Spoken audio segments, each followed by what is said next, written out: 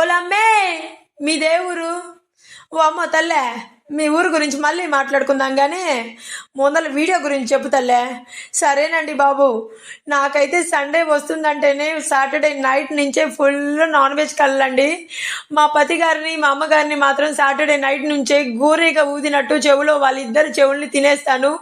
నా నస తట్టుకోలేక మా అమ్మగారు అయితే సండే మార్నింగ్ నేను లేచేసరికే మొదలే మార్కెట్కి వెళ్ళి గుర్రు మీసాలతో నిద్రపోతున్న రొయ్యల మామూలను అయితే పట్టుకొచ్చిందండి. ఆహా, వాటిని చూసి నా ఆత్రం ఆగలేదు. గబగబా రొయ్య మామల్ని క్లీన్ చేసుకొని మొత్తం కూర కొండేశాను.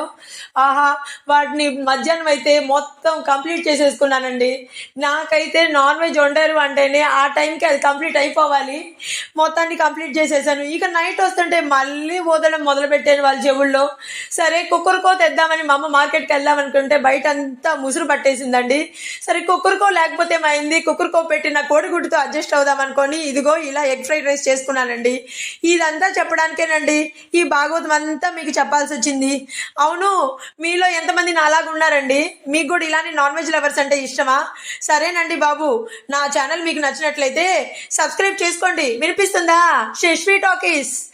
నా ఛానల్ పేరు శశ్వి టాకీస్. వినిపించే ఉంటుంది, మీ చెవుల్లో కూడా గోరేలాగే వినిపించే ఉంటుంది. సరేనండి బాబు, ఉంటాను. బాయ్.